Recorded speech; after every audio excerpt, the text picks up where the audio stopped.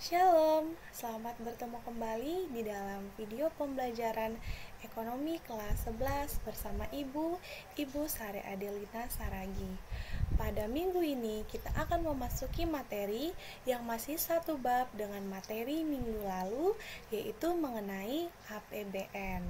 Kalau minggu lalu kita sudah mempelajari pengertian, fungsi, serta tujuan dari APBN, maka pada minggu ini kita akan mempelajari yang pertama, penerimaan negara, yang kedua, belanja negara, yang ketiga, mekanisme penyusunan APBN, dan yang terakhir adalah dampak dari APBN terhadap perekonomian.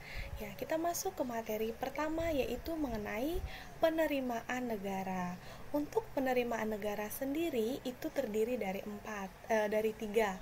Yang pertama adalah penerimaan negara dari sektor pajak, yang kedua adalah penerimaan negara sektor non-pajak, dan yang ketiga adalah hibah. Nah, kita masuk yang pertama dari sektor pajak. Pajak sendiri terdiri dari dua, yaitu pajak dalam negeri dan pajak luar negeri. Untuk pajak dalam negeri itu terdiri seperti dari PPN, itu biasa ya ketika kita belanja ke supermarket atau kita makan akan dikenakan pajak PPN. Yang kedua ada pajak barang mewah. Biasanya ketika belanja barang mewah akan dikenakan pajak barang mewah. Yang ketiga adalah PBB, itu seperti pajak rumah yang dibayarkan oleh orang tua kalian setiap tahunnya. Yang keempat adalah PPH. PPH adalah pajak penghasilan yang wajib dibayarkan oleh pemilik gaji atau penghasilan tetap yang telah memiliki NPWP. Dan yang kelima adalah pajak cukai. Pajak cukai adalah pengenaan tambahan pajak untuk barang-barang tertentu seperti untuk miras atau rokok. Nah, kita masuk yang sektor dari pajak yang dari luar negeri. Artinya ada kegiatan ekspor ya di sini atau kegiatan perdagangan internasional. Contohnya adalah bea masuk dan pajak pungutan biaya ekspor ya, berarti karena adanya kegiatan perdagangan internasional. Nah, itu tadi mengenai penerimaan dari pajak. Kita masuk yang kedua adalah sektor yang bukan penerimaan pajak. Nah, ini terdiri dari dua ya. Yang pertama bisa dari sumber daya alam. Sumber daya alam yang dimiliki negara kita seperti dari sektor migas, kemudian dan sektor non-migas. Nah, selain sumber daya alam, ada yang kedua, yaitu adalah didapat dari sumber laba BUMN. Nah, jadi laba BUMN perusahaan itu biasanya merupakan pendapatan atau penerimaan bagi negara kita. Nah, yang ketiga adalah hibah. Hibah ini sendiri artinya adalah dihadiahkan. Artinya pemberiannya secara cuma-cuma tanpa harus ada feedback balik dalam bentuk pembayaran. Contohnya adalah devisa yang dirupiahkan atau surat-surat berharga lainnya. Kita lanjut, yaitu mengenai pengeluaran negara. Untuk pengeluaran negara itu sendiri terdiri dari dua, yaitu untuk belanja atau pengeluaran negara pusat, dan yang kedua adalah untuk belanja pemerintah daerah. Kita masuk kepada pengeluaran pusat atau negara. Yang pertama adalah belanja pegawai.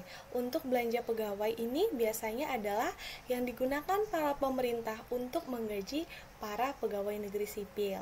Yang kedua ada belanja barang. Untuk belanja barang ini misalnya seperti untuk biaya pembelian barang atau jasa untuk keperluan di pemerintahan, atau bisa juga seperti untuk belanja dalam perjalanan dinas pemerintah.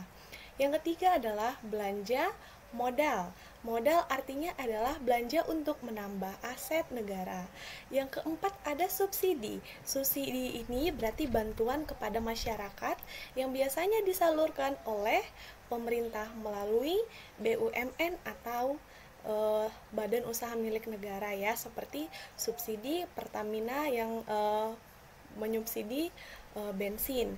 Kemudian belanja hibah. Hibah berarti pemberian atau sumbangan secara cuma-cuma. Dan yang keenam adalah bansos atau bantuan sosial ya, yang selama pandemi ini sangat banyak kita temui, mulai dari BLT ya, itu adalah contoh dari bansos atau bantuan sosial.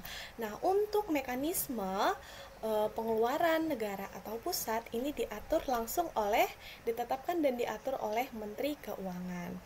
Nah, selain untuk belanja negara pusat, APBN juga mengeluarkan dana yaitu untuk belanja daerah.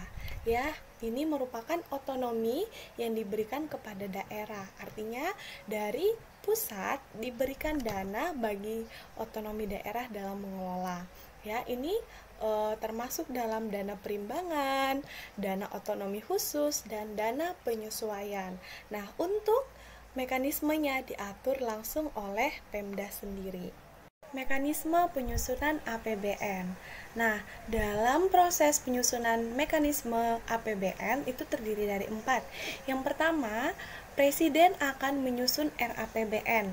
Nah, jadi sebelum disahkan itu namanya RAPBN, di mana RAPBN adalah rancangan anggaran pendapatan belanja negara. Jadi kalau belum disahkan itu namanya adalah rancangan atau RAPBN. Yang kedua, Presiden mengajukan RAPBN-nya kepada DPR untuk dibahas. Jadi, untuk pengesahan RAPBN itu harus berdasarkan izin atau persetujuan dari anggota DPR. Yang ketiga, DPR akan membahas RAPBN, ya. Nah, di sini akan menjadi keputusan apakah RAPBN-nya diterima atau ditolak. Nah, yang terakhir adalah jika RAPBN itu diterima, maka RAPBN resmi menjadi APBN, bukan rancangan lagi. Nah, kalaupun ditolak, berarti pemerintah tetap menggunakan APBN yang ada pada tahun lalu. Kita masuk ke materi terakhir, yaitu bagaimana dampak APBN terhadap perekonomian negara. Yang pertama adalah biasanya kebijakan defisit itu akan berdampak akan terjadinya inflasi. Apa itu kebijakan defisit? Defisit adalah ketika pengeluaran itu lebih besar daripada pendapatan dari negara, yaitu mengakibatkan terjadinya inflasi. Yang kedua, kebijakan surplus ya itu cenderung akan mengakibatkan terjadinya deflasi atau turunnya harga barang. Apa itu kebijakan deflasi? Kebijakan deflasi adalah di mana keadaan pengeluaran itu lebih besar, pendapatan negara lebih besar daripada belanja negara ya, tetapi itu dapat mengakibatkan terjadinya deflasi. Yang ketiga adalah meningkatkan pertumbuhan ekonomi. Yang keempat, menciptakan kestabilan keuangan moneter. Yang kelima, menimbulkan investasi masyarakat. Jadi masyarakat menjadi lebih tertarik untuk melakukan kegiatan investasi. Yang kelima adalah memperluas kesempatan kerja, seperti yang sudah kita pelajari dari materi sebelumnya, yaitu bagaimana fungsi-fungsi dari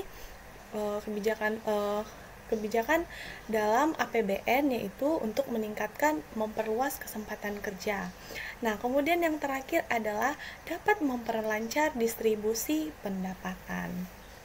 Oke, baiklah anak-anak, sampai di sini video pembelajaran Ibu hari ini. Semoga apa yang Ibu sampaikan dapat bermanfaat bagi kalian. Sampai bertemu di video pembelajaran berikutnya. Tuhan Yesus memberkati.